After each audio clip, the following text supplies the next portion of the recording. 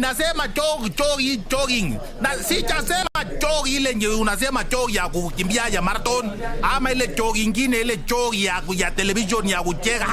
Sijasema hiyo jogging. Na maanisha jogging your brain ile kukimbiza akili changamoto. That's the composition using the word jogging.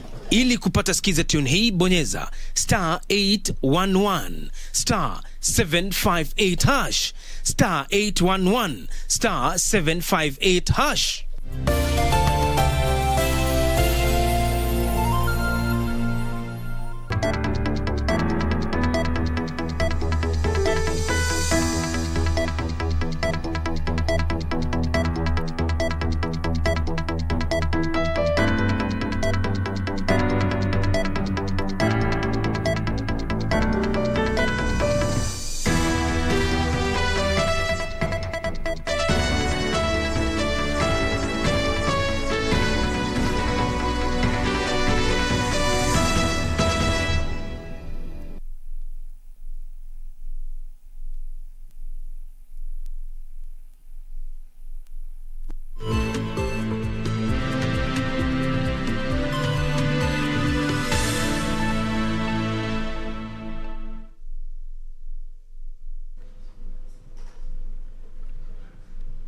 Good afternoon. Welcome to Lunchtime News. I trust you're having a lovely Saturday.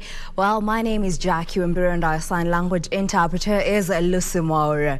Well, we have a comprehensive bulletin lined up this afternoon, and to kick us off, we shall be crossing over to Mombasa County, where our reporter Junay Garissa is currently on standby with a returning officer at the Tallying Center, and this is ahead of the elections that ought to be held in Mombasa County. Junay, if you can hear me, kindly.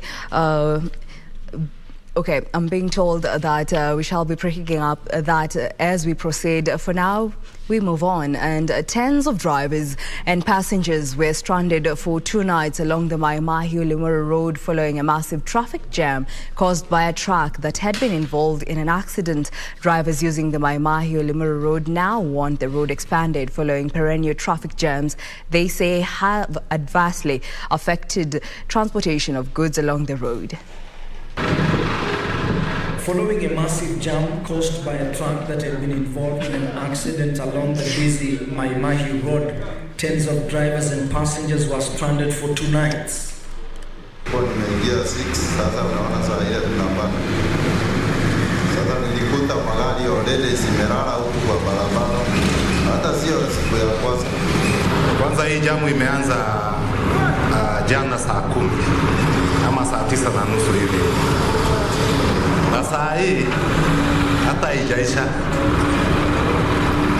Usishangae kuna watu wamelala kwa hii barabara. Bila tuliingia 6 haiko inasoga, zilikuwa zimesimama, zimeanza kusoga kidogo kidogo muda wa saa 5:30 hivi.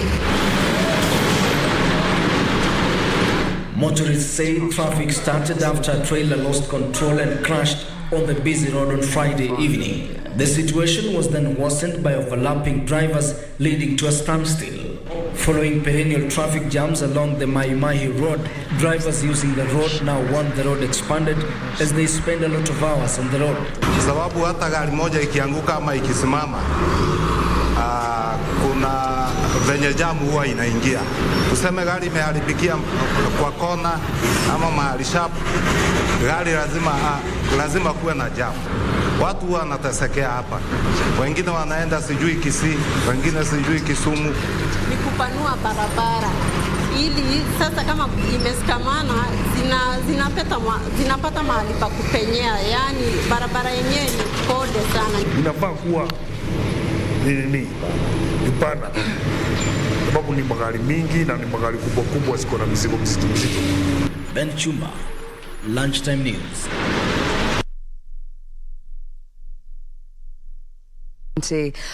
And join our reporter Junay Garissa ahead of the postponed elections in Mombasa, Kakamega and other electoral areas. And remember, the elections will be held on Monday. And just to listen in on the preparedness of the IEBC on the elections to be held, let's listen in. Places, the security team have also ensured that they get enough security personnel, even from outside this county, to ensure that the process is smooth. We also have enough GSU who will also be around to ensure that the process is smooth. We have seen intolerant remarks being conducted during this campaign period the whole time. What is your clarion call to also the candidates? And also, kuna suala la agents. Are they the parties when they submitted their agents? Are they the agents that were used last time, or they wanaruhusiwa kuleta maagents wengine? Okay, we've been in constant consultation with our candidates. In fact, we had a meeting with the candidates, with the chairman of the commission and the commissioners.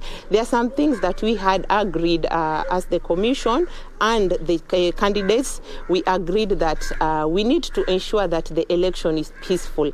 We have had trainings of the chief agents, that is cascaded training downwards to the polling station agents, and we've ensured that we've talked to our chief agents to ensure that the process is smooth. They know what they are expected to do at the tallying centers and at the polling stations. So all these people are aware of what they expected to do. They are aware of their roles in the polling stations and at the tallying center from tomorrow till 29th, when the voting will be taking place. They are all trained, and some of the agents are the same that were used by these candidates in the general election, and some are new. The candidates have a right to bring agents of their own, and they brought the list of their agents with the required documents. They are all aware that they are supposed to come with documents that will enable them to be admitted into the polling stations and the tallying centers. What measures have you put as a consolidated team to ensure that vurugu ikitokea, you're on standby and you're working around the clock on Monday? And probably to add on that, the incident, for instance, that happened in Mary Clay, what measures have you put in place to ensure that politicians do not disrupt polling? Constant engagement with our candidates, with our stakeholders, and also the security team. They have put measures in place to ensure that there is proper security of the voters, the poll officials, and the poll materials during this day. So we have enough security that will be taken to the polling stations, and we don't expect our candidates or our politicians to cause any chaos, because we have been in constant communication with these stakeholders, and they know their roles, they know what they are expected to do and how they are expected to behave in these polling stations. Swali langu kiangalia uchaguzi uliopita, katika chaguzi zile za county uchukua hadi Ijumaa kuweza kutangaza mshindi, kizingatiwa kwamba hii ni nafasi moja ya uchaguzi. Je, wananchi watarajie kukadiria labda lini utaweza kutangaza mshindi? Sasa kutangaza mshindi, it depends with the process. You know, the voting will take place from 6 to 5 p.m. on 29th. Being a single box for the gubernatorial election only, we don't expect the process to be long. We expect the presiding officers to complete the counting early enough and send the results to the constituency returning officers. So the constituency returning officers will compile the results from the polling stations, come up with 37B, and send the 37A series and 37B to the county returning officer, so that we can have the 37C that will be used to declare the winner of the gubernatorial elections in Mombasa County. One of the political factions. Well, those are updates from Mombasa County on the preparedness of the gubernatorial elections to be held come Monday, the 29th of August. Now, we proceed. Governors have resumed offices following Thursday's oath of office ceremonies across 45 counties. The county bosses have now settled down to business as they embark to fulfill their campaign pledges to their electorate. In Kilifi County, new Governor Gideon Maitha Mungaro and his deputy Flora Mbetsa Chibule officially assumed office, with former Governor Amaso Jeffa Kingi and his deputy Gideon Saburi in hand to welcome the two. The governor was elected on an ODM ticket, promised to deliver on his pre-election pledges. Expectations are high because we went out there, we saw what the people wanted. We are going to continue with the public participation, and of course, we are going to take part of what we had promised. We see what is it that we are going to start with, and we are going to roll it over because we are in it to win it, so that we bring back the smiles in the Kilifians. In Kericho County, Governor Dr. Eric Mutai has put on notice doctors in the county who are employed to work in public hospitals but spending most of their time in their private facilities. The sub-county hospitals and the various areas that are supposed to be receiving drugs come up on a report on the challenges you have so that we move forward. Give us why we don't have drugs in those hospitals. And we listen to you and see the challenges and come up together with our CC Shepherd to see how we can help the health sector to have our people get medicine as required and as their right to service in government facilities. That will help us, ladies and gentlemen, to move forward. So I'm talking so much about health because I know that it is a very key sector in our economy.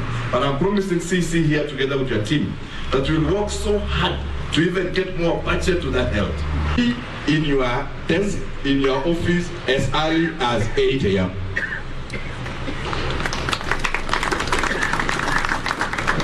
Sounds out. And stay until break, take break, until lunch, go for lunch. Don't be in the office until 10, you go for whiskey. Then we'll have a bit of a problem there. The Kericho second governor was speaking at county headquarters during an interaction and introduction session, which was also attended by outgoing Governor Paul Chepkwony and the Deputy Lily Ngok. For Lunchtime News, I'm Wycliffe Okoth. And now on health matters, Embu Governor Cecily Murire has pledged to undertake sweeping reforms at Embu Level 5 Teaching and Referral Hospital. Murire visited the facility a day after being sworn into office, getting first-hand information from health workers and patients while loading the hospital for a new oxygen plant, which she said was the only project without a pending bill. The governor said she will work towards ensuring the hospital delivers services according to its mandate. The hospital, with a capacity of 600 inpatients, can only accommodate 200 patients.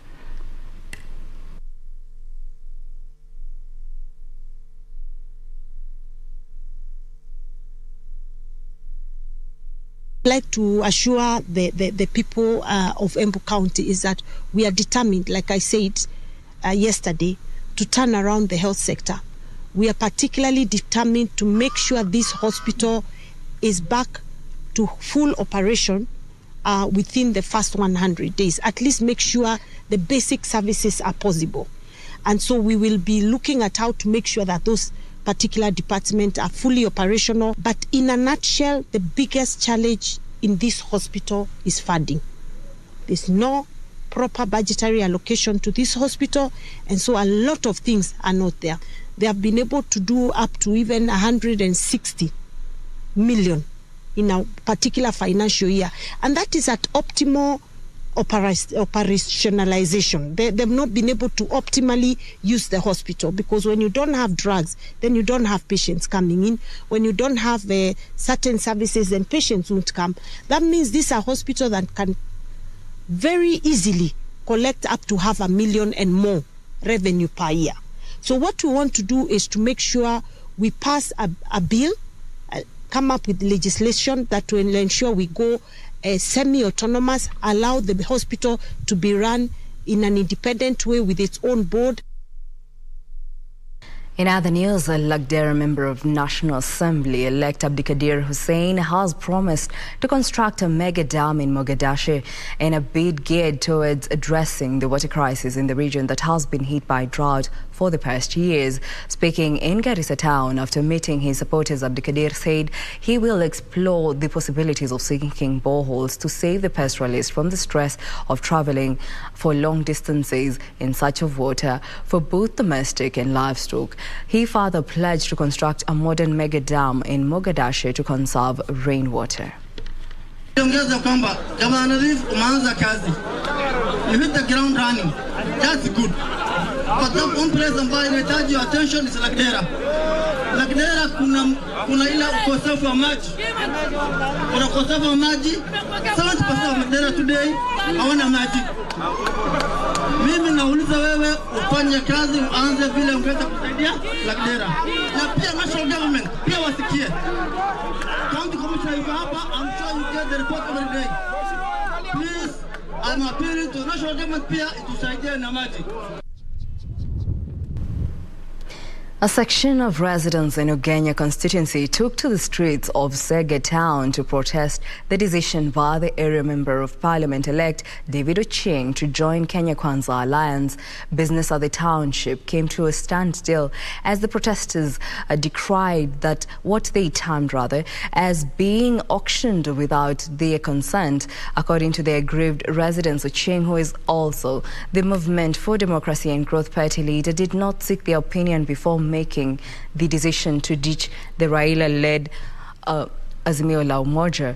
They were backed by Siaya leaders led by the Deputy Governor William Oduol and GEM Member of Parliament-elect Elisha Odhiambo, who termed the move to join the alliance led by President-elect William Ruto as selfish.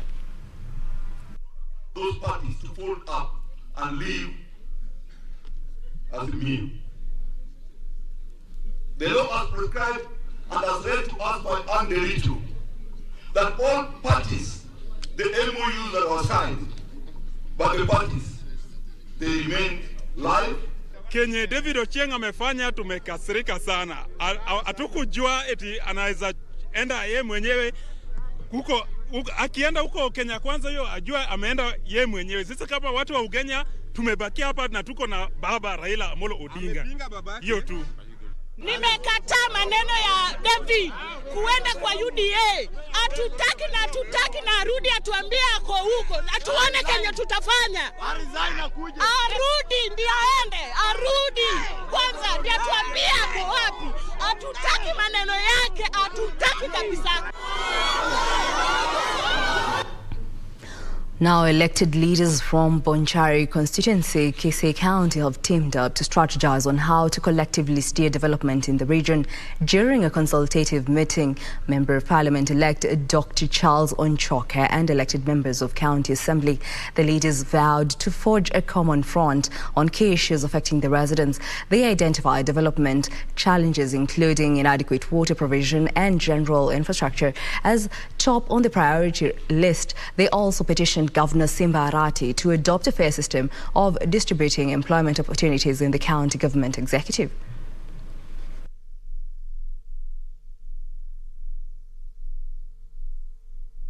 We're looking forward to having a good working relationship. I call the working relationship with the Office of the Governor so that we can bring development of our constituency. We want to bring in our professionals to work with them wherever they are. I want to work with the national government so that our people can benefit from the programs that are out there by government. After all, Monchari is a very, not so big a constituency, so that if we unite, we'll be able to solve our problems very, very fast. Well, that report brings us to our first break here on Lunchtime News. Don't go too far. We'll be back in a short while.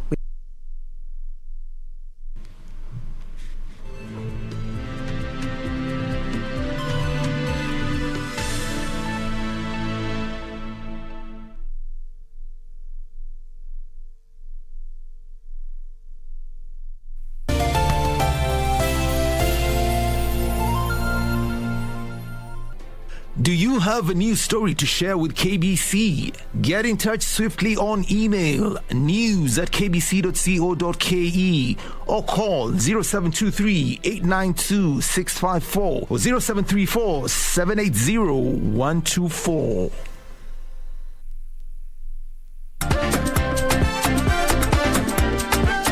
Karibuni sana to the Second Chance TV game show. Tough questions. Virunga National Park is located within which mountain ranges? Aberdare. Aberdare, is that your final answer? Tough challenges. 3, 2,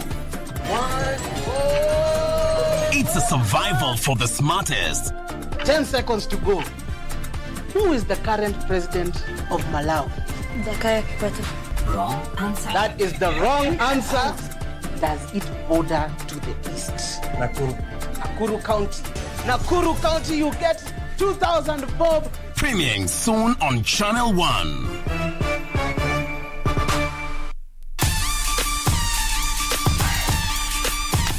For the past 2 weeks, the athletes of Major League Wrestling and the luchadors of AAA have competed in heavy-hitting fights. Oh my God! High-flying encounters, bloody brawls, Ortiz, oh my God! And title fights. As we enter week 3 of the historic first-ever Super Series, both leagues are tied at 2 wins apiece. The unstoppable Jacob Fatu of Contra. Who the hell is going to pry the championship away from the Samoan smashing machine? Differently.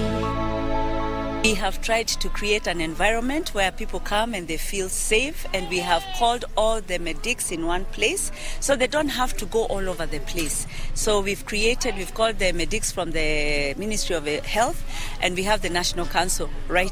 And being desperate for attention, I really wanted to maintain them. So I had to come up with a lie.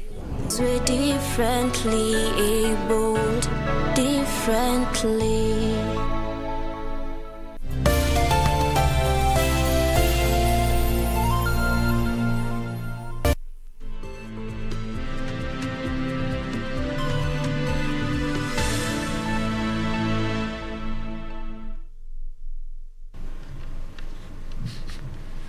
Welcome back. Now let's proceed. A tanker transporting fuel to a nearby country has overturned in Limuru along Kamandura Maimahi Road. According to eyewitnesses, the truck overturned at around 1 a.m. on Friday night. Police officers from Limuru, meanwhile, acted swiftly and dispersed a crowd that was trying to siphon the fuel.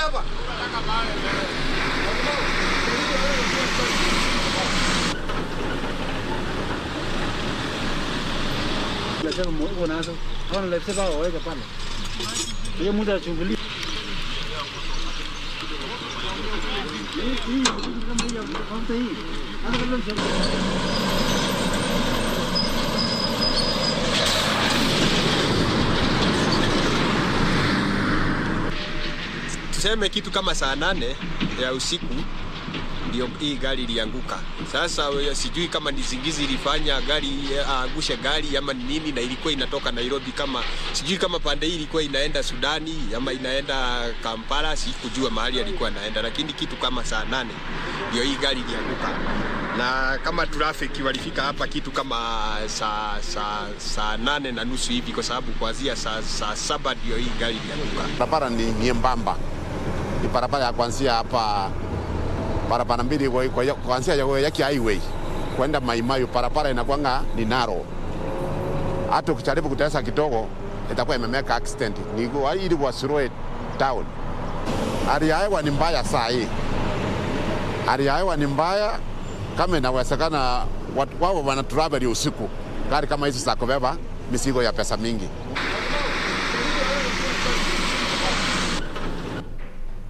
Meanwhile, Busia Sugar Industries has accused Busia Weighbridge Management of harassment and non-compliance of court orders for holding their truck for more than 4 months.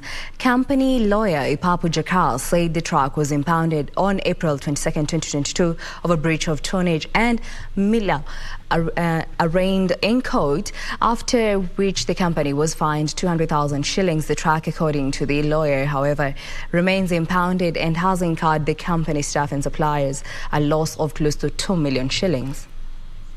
Received, they have stamped. But we have come now here at the Weighbridge, they are still not actually in compliance with the order.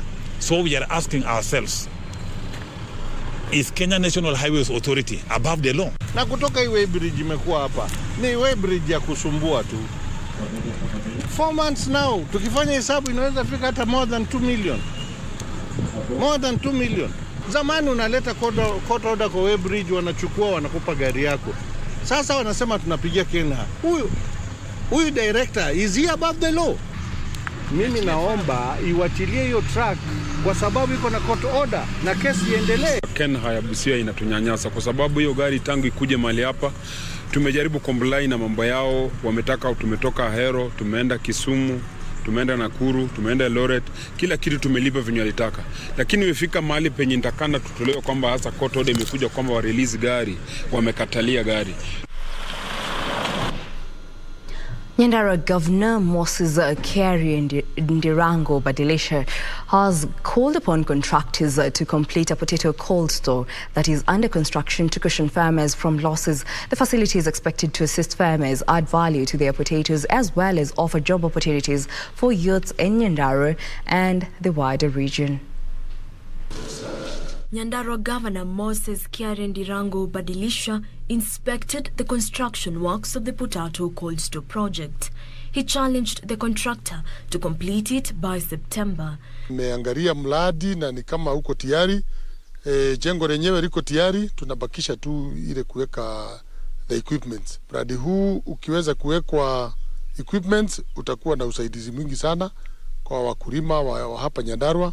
The new county boss noted a similar facility may be required in Kinangop sub-county to help farmers reduce post-harvest losses that occur due to lack of storage facilities. Hii ni county ya ukulima na sisi tunatarajia mwishowe kuwa na miradi kama hii 5 kwa vile tuko na sub-county 5.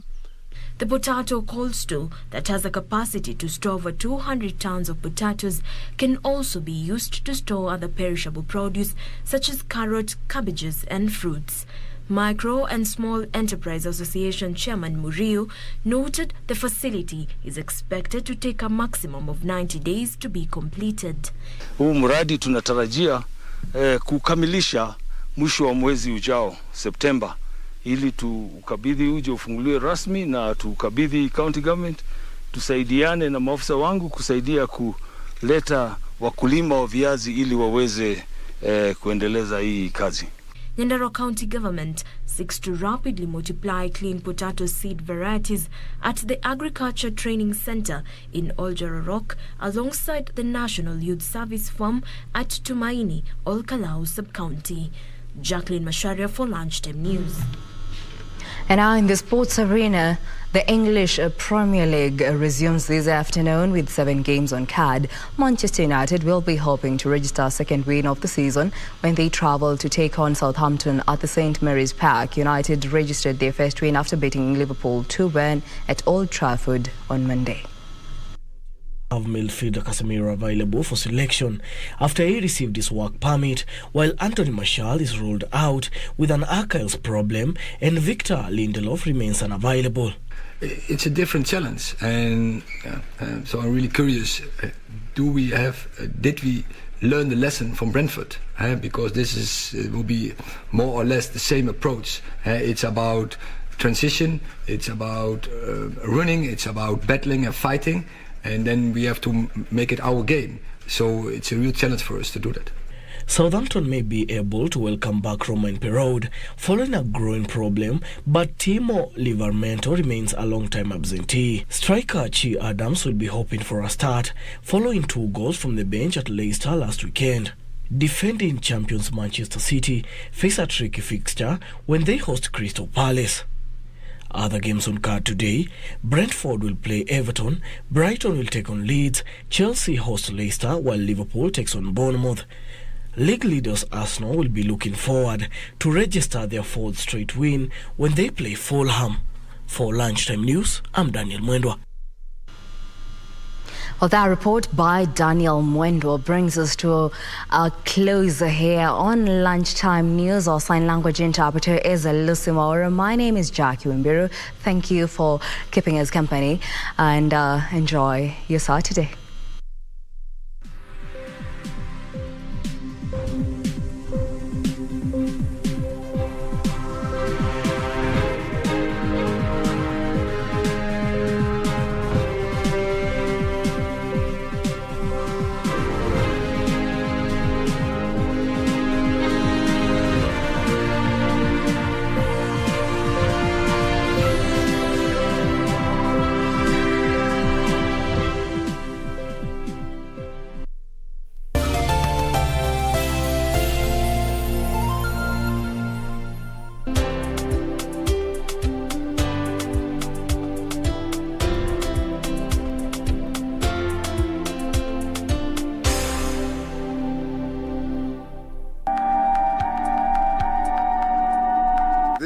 one of the finest vodkas that I bought from Russia before.